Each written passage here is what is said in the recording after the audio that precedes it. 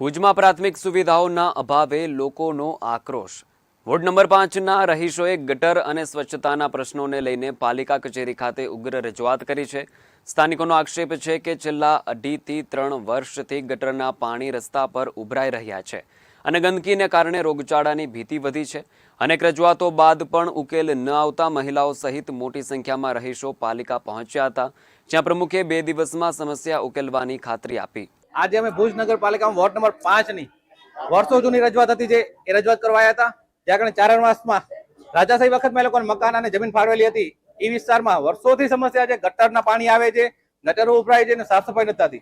तो एनी रजूआत माटे आज अमे आवेला अने त्याना प्रमुख श्री शीतलभाईने વાત करेली तो एमणे अमारी रजूआत सांभળી છે અને 2 દિવસમાં નિકાલ થઈ જશે એવી ખાતરી આપી છે।